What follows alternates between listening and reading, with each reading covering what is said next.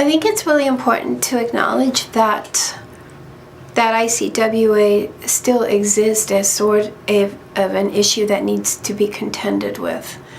And there's laws that change it and challenge it in different ways all of the time. And then if I think about an agency like ours, which is like really small, really, it is a small organization, even though the geographic region that we're in is fairly large, and the Indian population that we deal with is fairly large. I mean, I just think that to know that there's other parts of the country that don't have, a foster home finding agency for Indian people, that they don't have the capacity to go to courts, and to advocate for families at that initial juncture. It's so critical, because that's when it happens. It's really having a person that's knowledgeable and aware and has the ability to be in that situation when the family needs it. And so just to think about how huge the problem is when you look at so many areas that are unserved by ICWA programs. And so I think the National Urban Indian Family Center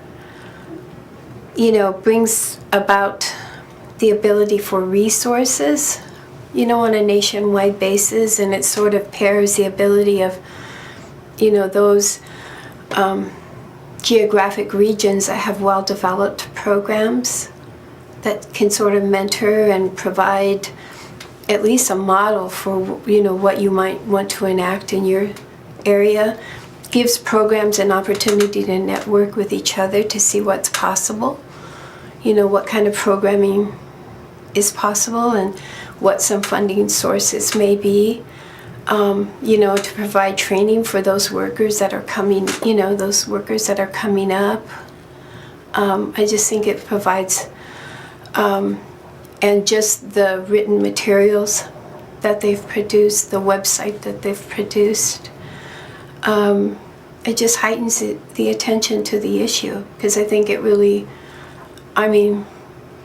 even though we're 30 years into the act, it doesn't mean that it's, a well-founded legal principle and widely observed by all. I don't think that could be said at all. I think that it's an issue that still needs a lot of attention. For a long time, urban Indian centers were really scattered and, just sort of grew up in their own areas. And this is like a national effort. We've seen a real resurgence. Some areas have had steady, progressive growth. But there's other areas where, they've really been disrupted and are really rebuilding.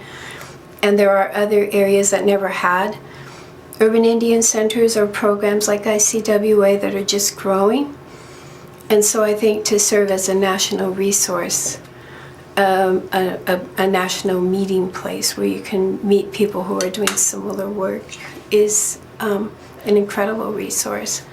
And I think just to see the possibilities of what can be done.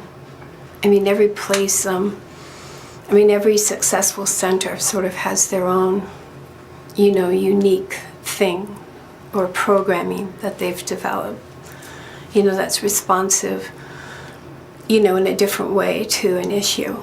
So I think you can look at different programs and see different models of excellence, if you will.